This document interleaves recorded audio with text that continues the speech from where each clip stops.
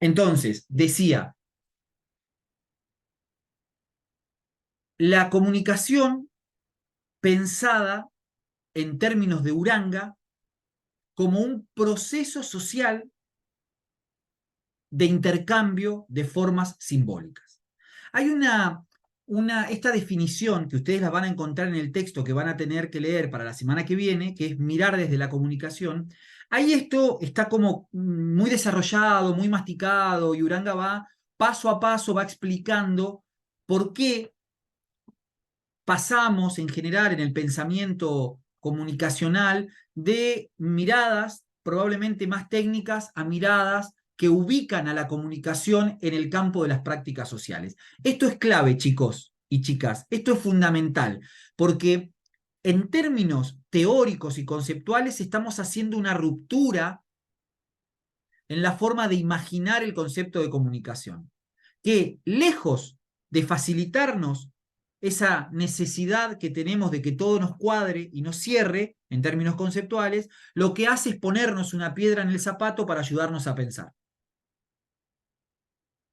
Digamos, la idea no es pensar a la comunicación como un algo que envuelvo acá y desenvuelvo acá, emisor, receptor, mensaje, canal, sino como un espacio, un momento de producción de sentido, donde emergen cosas que muchas veces están por fuera de las categorías que nos permiten definirla.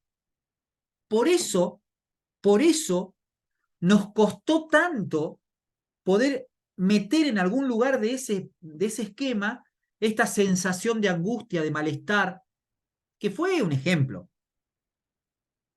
Ustedes podrán dar cuenta de muchos más ejemplos de estas cosas que nos suceden en la interacción diaria.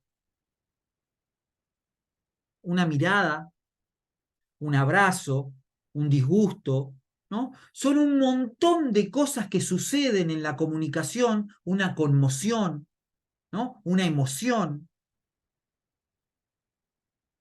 un relato, que exceden esta clasificación casi diríamos sin sentido de ubicar roles para una situación comunicativa. Después lo vamos a ir complejizando. Pero fíjense, avanzando un poquito más lo que dice Uranga. Uranga dice, en términos de esta primera definición de la comunicación, ¿no? Él dice, la riqueza de lo real, es decir, de lo que pasa en el mundo cotidiano, se ubica inevitablemente por encima de las categorías discursivas, ¿no? Que intentan comprenderlas y muchas veces encorsetarlas, haciendo una referencia al modelo. Las prácticas sociales transcurren siempre de manera azarosa, no previsibles, ni encasillables en los parámetros del análisis denominado científico.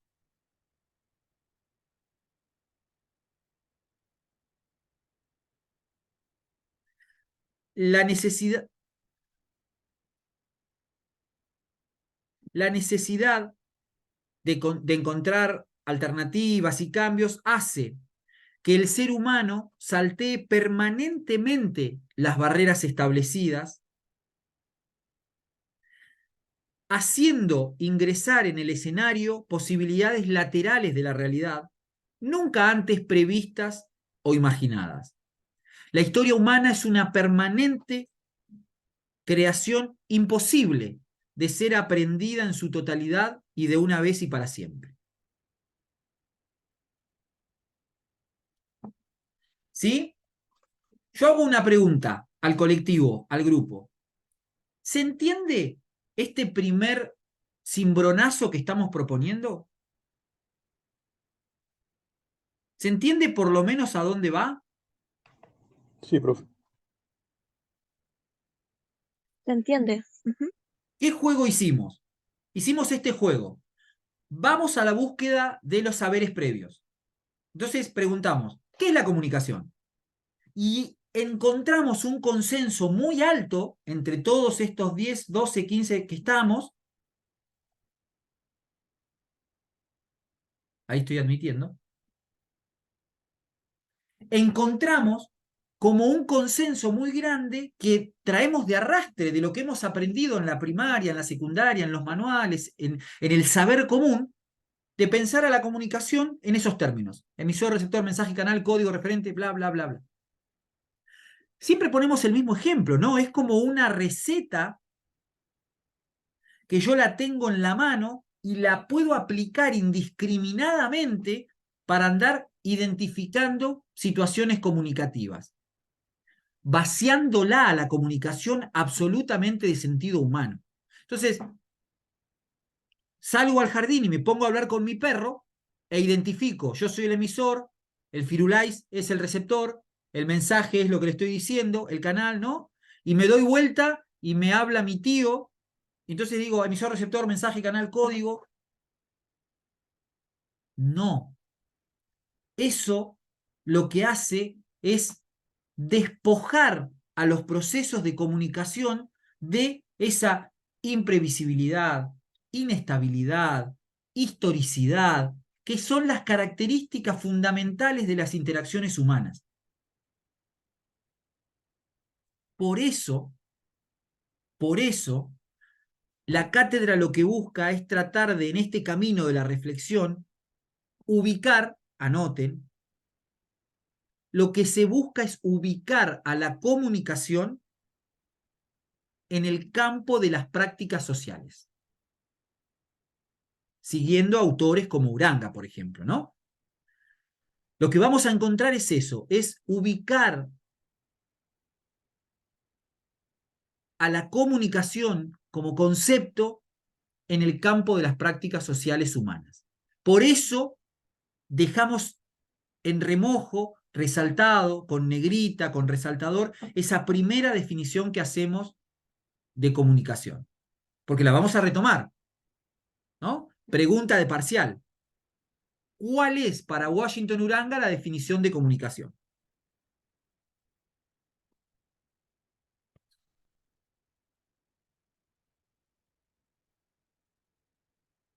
Entonces,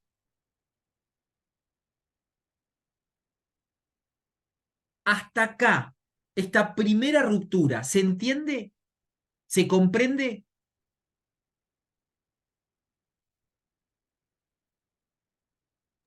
¿Se entiende, profe? ¿Sí? ¿Todos? Ujú. ¿Todas? ¿Es claro? Sí. Bueno, me quedo con eso. Avanzo un poquito más. Esta clase tiene la particularidad por ahí la primera, de poder contextualizar bastante. Es como una clase intermedia o que nos sitúa ahí en el medio entre esta y lo que vamos a cerrar la semana que viene, jueves que viene. Porque empezamos como a explicar las bases de por qué en la actualidad operan estas cosas como estas matrices de pensamiento, y por eso por ahí se vuelve un poquito más histórica, es importante. Entonces, si logramos problematizar ese concepto de comunicación, lo que sigue ahora sería entonces pensar, ¿cómo fue? ¿Cómo es que llegamos, si esto es tan, digamos, fuera de lo humano, esta forma de pensar a la comunicación, ¿cómo es que llegamos acá, profe? ¿Cómo es que pensamos a la comunicación desde un modelo o desde una forma, o lo primero que se nos viene a la mente es un modelo que justamente no da cuenta ahí adentro de lo más humano que tenemos, que son las sensaciones, las emociones, nuestros registros históricos? ¿Por qué se impone para pensar a la comunicación un modelo tan técnico? Porque si pensamos en otros sentimientos, en otros procesos simbólicos, es raro conceptualizarlos de manera tan esquemática. Bueno, y ahí viene un poco una explicación a esa pregunta de cómo es o por qué la comunicación fue en algún momento, incluso al día de hoy, comprendida en el marco de una racionalidad técnica. Y esto, entonces, nos lleva a hacer un recorrido histórico y a irnos un poquito más atrás en el tiempo, o bastante más atrás en el tiempo, para comprender cómo, en términos de paradigmas, la comunicación como disciplina, como análisis, como conjunto, va a surgir en un momento como disciplina, cuyo clima de época, ideológico, intelectual y demás, era de una vigencia de paradigmas técnicos muy fuerte, que va a impregnar el inicio de la disciplina y va a impregnar de manera muy fuerte esas primeras construcciones teóricas respecto de la comunicación. Por eso es que surge como disciplina en un contexto muy fuerte de una racionalidad técnica y se llega a inmortalizar. Van a tener que pasar por lo menos 40 o 50 años desde que la comunicación se constituye en sí como disciplina, como forma de estudio y demás, para que aparezcan unas miradas críticas que empiecen a hacer estas preguntas que hacemos nosotros.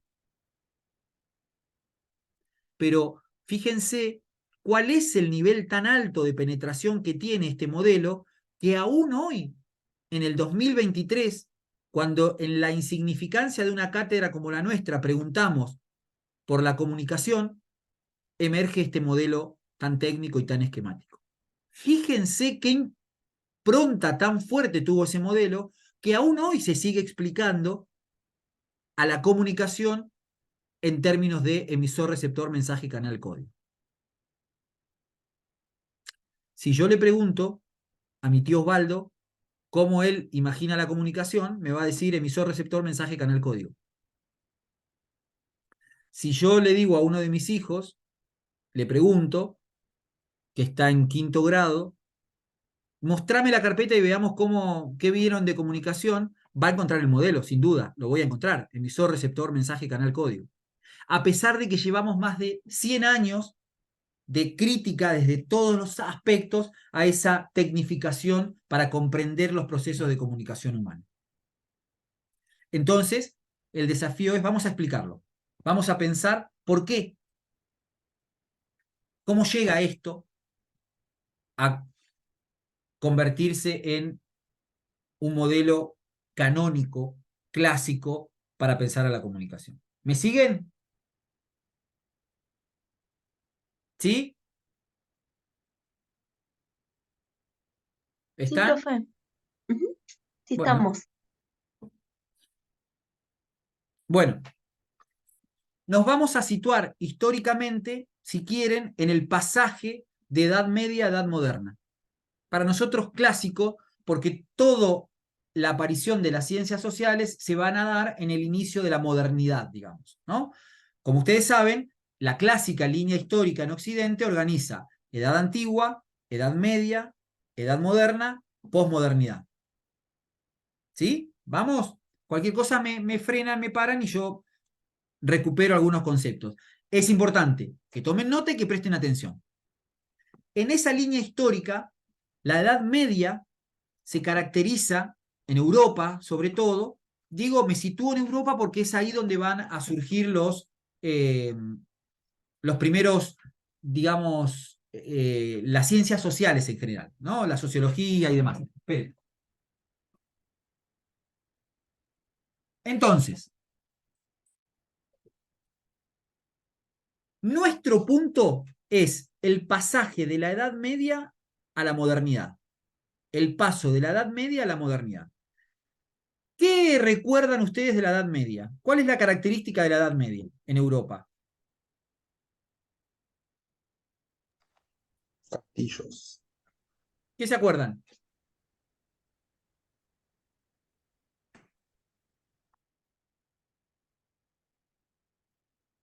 ¿Se acuerdan algo de la Edad Media?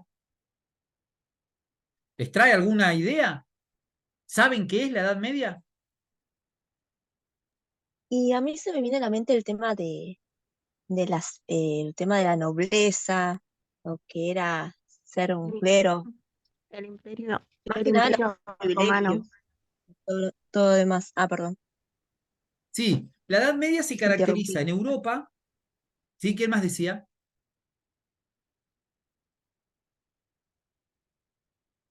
Bueno, la Edad Media se caracteriza en Europa por ser un momento histórico, en Europa sobre todo, ¿no? De presencia o de una vigencia de una cosmovisión teocéntrica, ¿no? Es decir, es el momento en el cual, sobre todo la Iglesia Católica, ordenaba el paradigma de vida, de mundo de las sociedades, ¿no? Las películas de los monasterios, no sé, el libro de Humberto Eco, El nombre de la rosa, todas las sagas de series, de literatura y demás que se ubican temporalmente en la Edad Media, tiene esas características. Eran sociedades estamentales, sociedades donde no había movilidad social, ¿no? Y estaban organizadas en castas.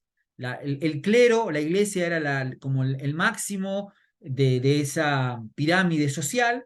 Después estaba una serie de intelectuales, nobles, etcétera, etcétera, y en la parte más baja de la pirámide estaban los labradores, que eran los que trabajaban la tierra, los que trabajaban los feudos, ¿no? Más o menos era una economía de subsistencia, y en realidad lo que le daba sentido a la vida era la conexión, digamos, religiosa, que era la cosmovisión de mundo, ¿no? Por eso se dice que esa Edad Media se caracteriza por una cosmovisión Dios, teocéntrica de mundo, ¿no? Dios en el centro. Con lo cual presupone digamos, presuponía un pasaje por la vida terrenal lo suficientemente abnegado, digamos, sacrificado, si se quiere, porque en realidad la verdadera vida estaba después de la muerte. Es decir, cuando uno ingresaba en una instancia más trascendental o metafísica, digamos, ¿no? Era una economía de subsistencia, la economía medieval era una economía no capitalista en general, con lo cual hasta la arquitectura de las ciudades eran arquitecturas donde la parte más alta de la ciudad era la cruz de las iglesias, nada podía superar ese tipo de cosas. En el arte, ¿no? Los pintores de la Edad Media eran en general motivos vinculados con la cosmovisión católica, ¿no? Toda la representación del Espíritu Santo, de Jesús, bueno, todo tenía que ver con una cosmovisión teocéntrica. Eso entra en crisis con el inicio de la modernidad. Y entra en crisis ese paradigma, esa Edad Media va a entrar en crisis a partir de dos hechos históricos muy relevantes. Uno es la invención de la imprenta, ¿no? ¿Por qué es un hecho relevante la invención de la imprenta para la caída de la Edad Media? Pregunta, y quiero respuesta. ¿Por qué el pasaje de la Edad Media a la Edad Moderna está marcado, entre otros fenómenos, por la aparición de la imprenta?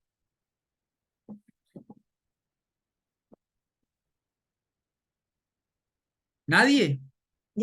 Perdón, de la última. ¿No dijiste lo último? ¿Por qué entra en crisis la Edad Media para dar paso a la modernidad, ¿no? Ahí hay una crisis, en el pasaje de la Edad Media a la modernidad hay una crisis. Uno de esos detonantes de la crisis va a ser la invención de la imprenta. ¿Por qué?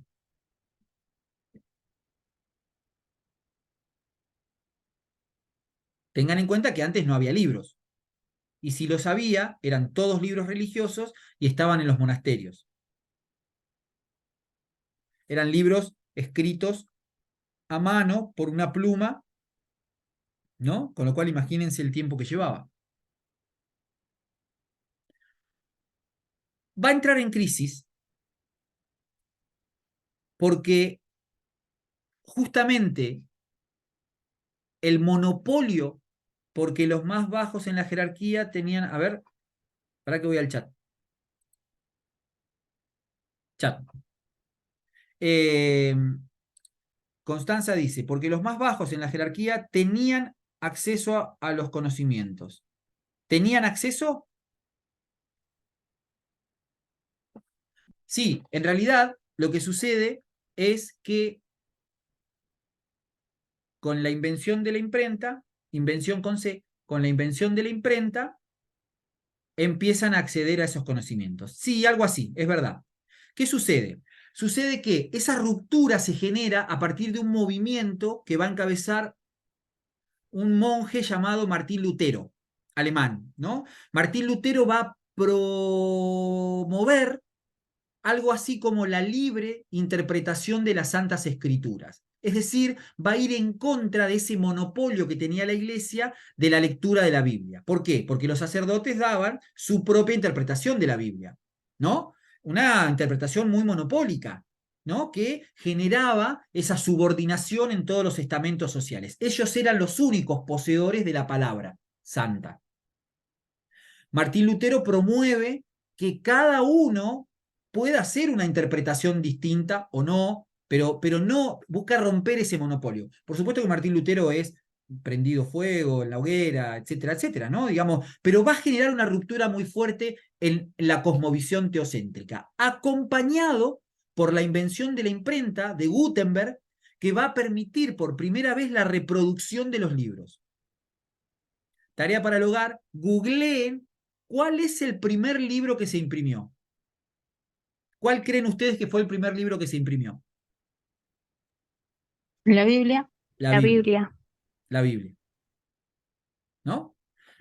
Masazo a la cosmovisión teocéntrica. Empieza a generalizarse la Biblia a partir de la cosmovisión o del planteo luterano de Martín Lutero y se empieza a resquebrajar el monopolio que tenía la Iglesia sobre esa construcción del conocimiento teocéntrico.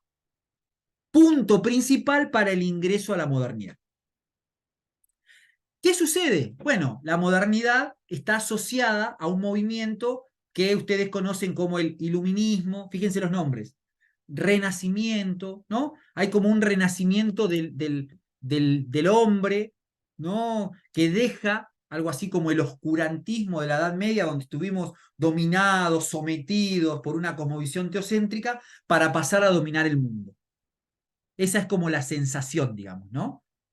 Que habilita la modernidad. Por eso la modernidad se caracteriza por esas esculturas del David y Goliat, ¿las tienen? Que son la perfección del cuerpo humano, o en el arte los naturalistas que salían y ponían un lienzo en un bastidor frente a un lago y pintaban una naturaleza muerta.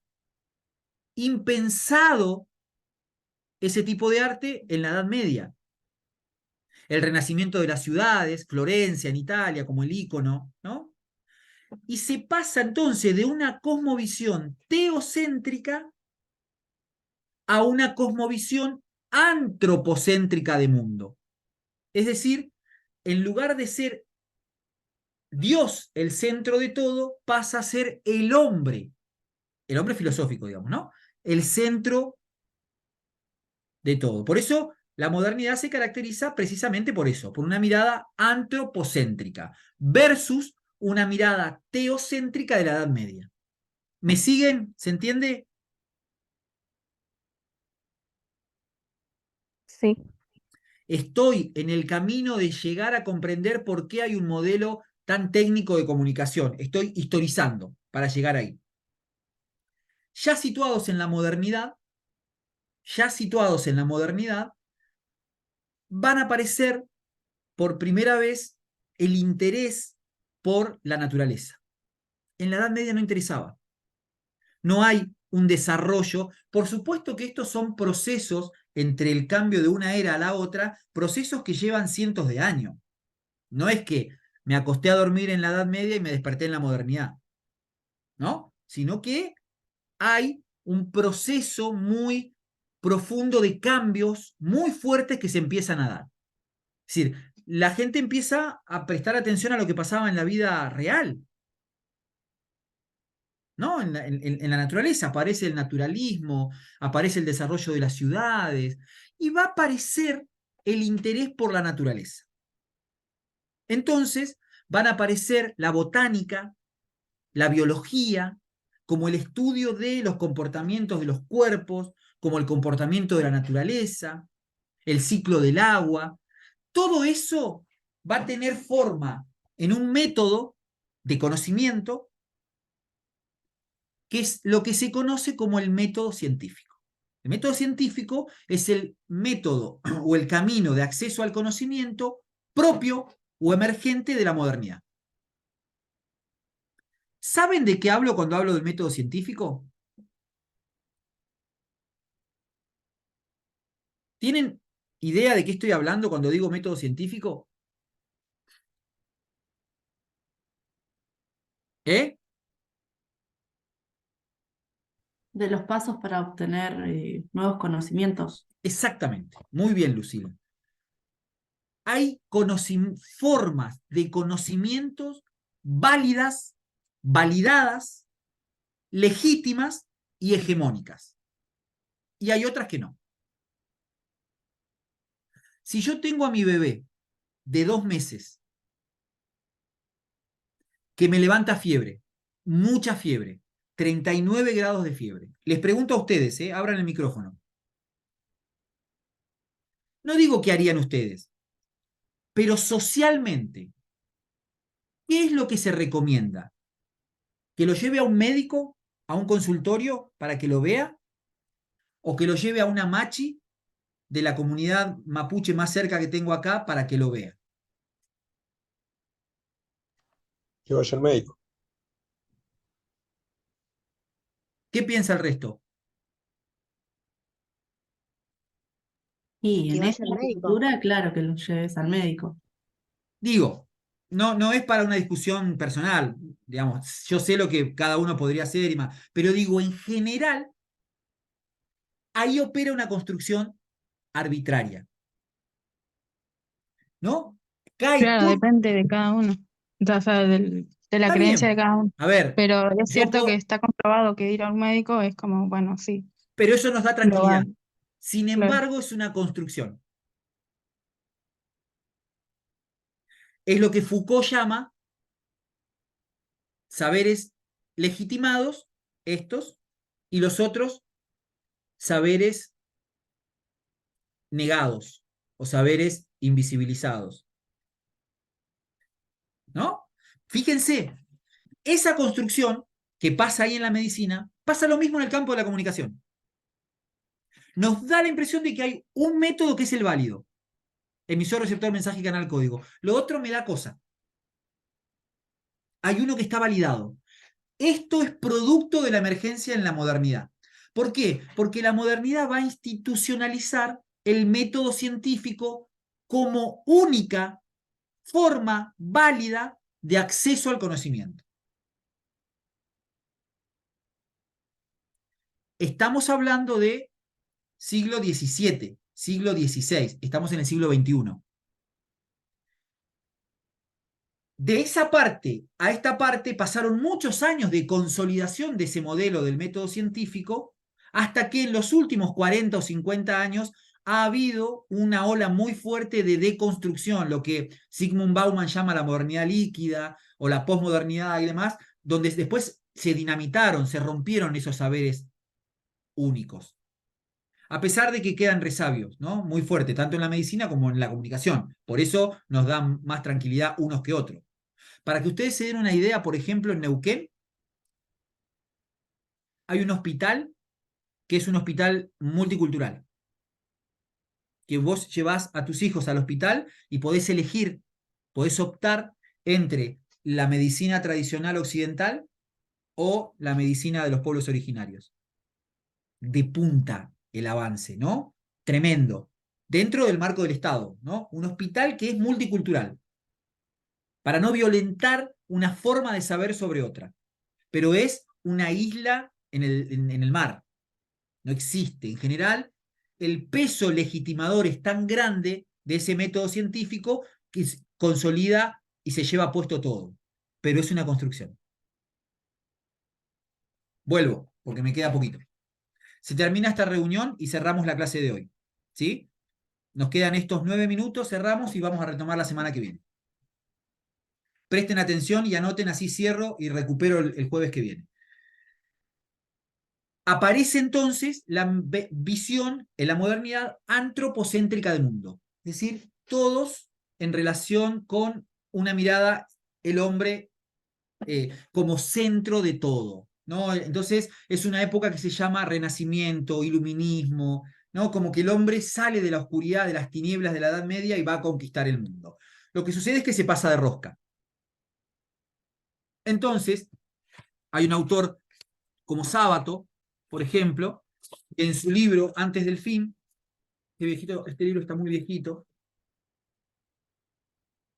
es un libro de memorias que él tiene, que él tenía, Antes del Fin, hace unas memorias y él dice, al fin de cuentas, toda esa atrocidad o esos errores que le endilgábamos a la Edad Media, el hombre hizo cosas atroces 10 veces más durante la modernidad y durante la vigencia de toda esta racionalidad técnica.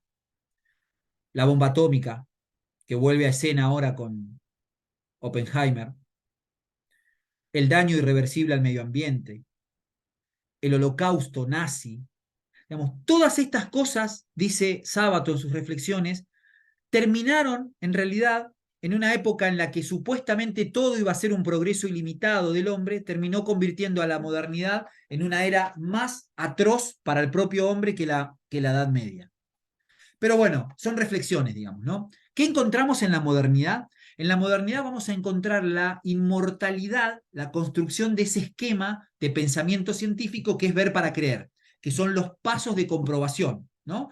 Propongo una hipótesis, hago un trabajo de campo y lo refuto o lo pruebo. Esos son como los pasos del método científico, ¿no?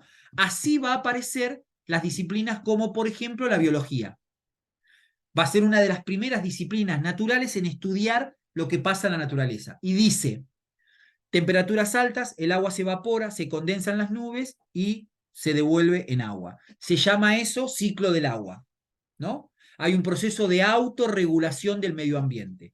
Y así empiezan como a decretar leyes de funcionamiento de la naturaleza.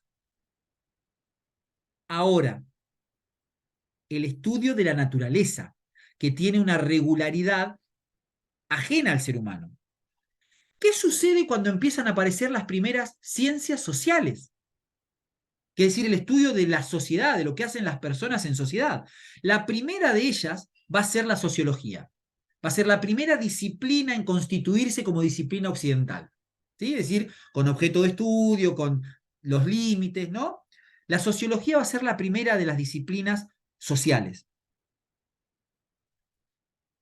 ¿Cómo se crea la sociología como sociedad? No va a tener ningún modelo a mano para el estudio de la sociedad. Entonces, ¿qué modelo toma de referencia? El modelo de las ciencias exactas. Error garrafal que aún hoy estamos pagando. Entonces, los primeros pensadores de la sociología, Augusto Comte, por ejemplo, van a ser lo que se denominan positivistas. Es decir, van a copiar el modelo de esa regularidad que debía tener la naturaleza aplicado a la sociedad. Y va a decir Comte, así como la naturaleza tiene leyes que la regulan, la sociedad también tiene leyes. Entonces, las ciencias sociales van a buscar leyes